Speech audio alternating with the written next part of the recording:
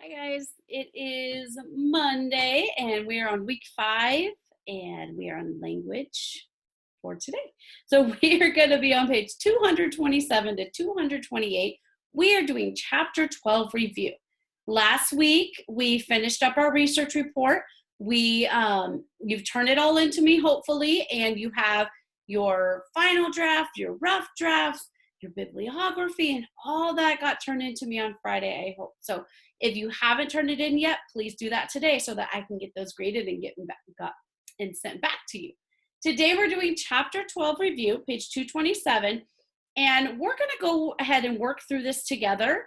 Tomorrow will be cumulative review, and then on Wednesday, you're going to be taking a test for chapter 12, and it'll be just like if you're in my math class, it'll be just like the test that we do for math.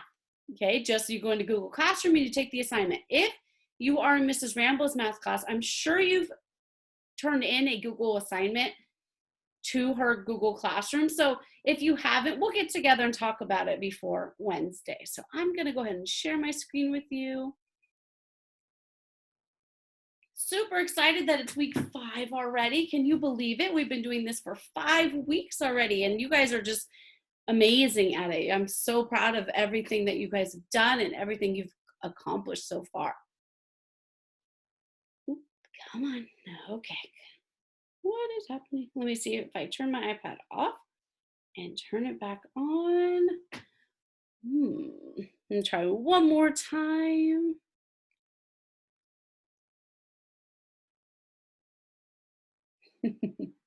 Okay, good. There it goes. If in doubt, always try one more time. Language lesson 16 for mobile learning. So chapter 12 review, fill in the circle next to the correct answer. Let's look at number 1. A research report about a person, and that's kind of the important words here, is called a biography or a bibliography. Well, a bibliography is what we did on Friday. So, and that's all the information that you use when you write a paper. So it is a biography written about a person. Number 2, which of the following comes first in the planning stage for a research report? Do we first fill in supporting details, or do we first take notes and an outline? We first take notes and an outline. Good. That is the correct answer. Number 3, which would be the better source of information about a person from history? Today's newspaper or a biographical dictionary? If we want something about history, we don't want to know about today if it's about history, right? So a biographical dictionary would work just fine. Number 4, which would probably not be the main idea in a research report about a person? His date of birth or his education? Would his date of birth be a main idea, or would his education be a main idea? His education would be a main idea.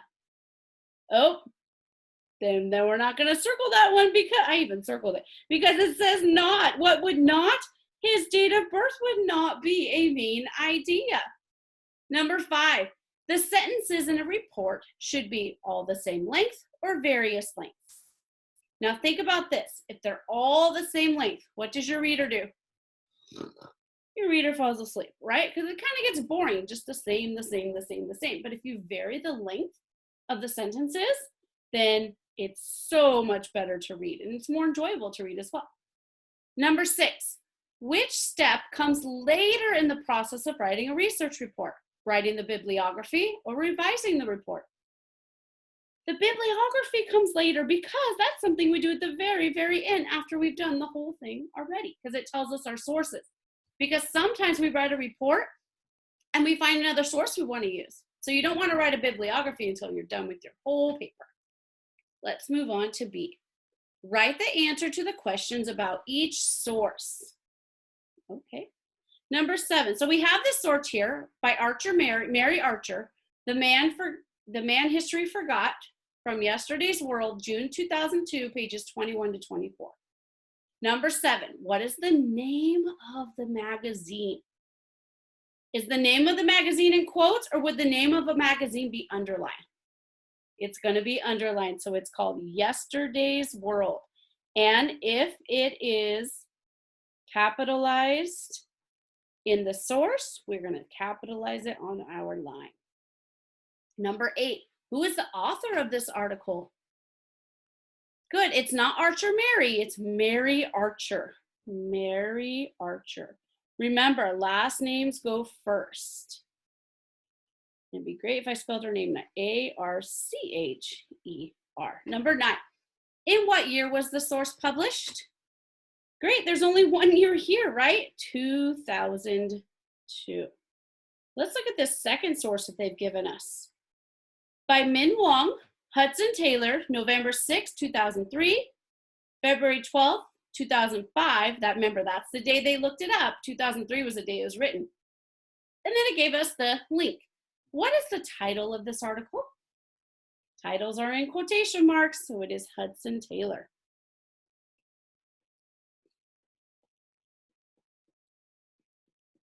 Good, and who is the author of this article? Is it Wong Min or Min Wong? Min Wong, good. Awesome, turn your paper over, turn your page. Let's keep going. Okay, part C says, read the following report about Jim Elliot. Match each paragraph number with the main idea of that paragraph. Write the correct number in the blank.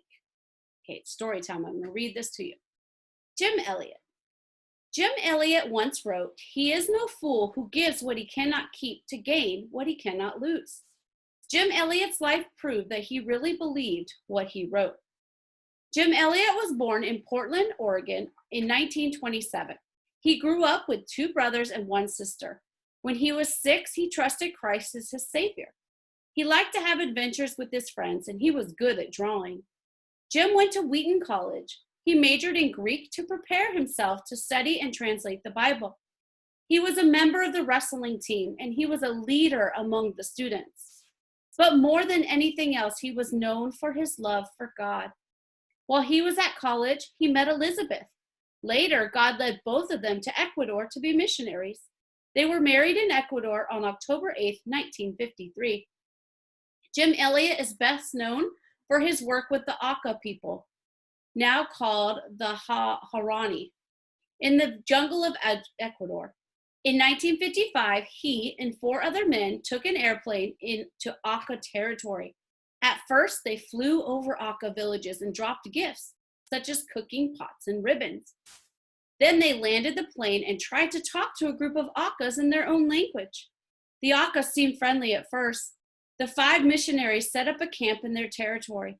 But then one day, Aucas came to the camp and killed all 5 of the men. The men went to be with Jesus, but their story was told around the world. Thousands of people were influenced for Christ and missions. Jim Elliot and his friends gave up something they could not keep. They gave up their lives, but they gained something they can keep for all eternity, which is being with Jesus. Wow, that's a great story.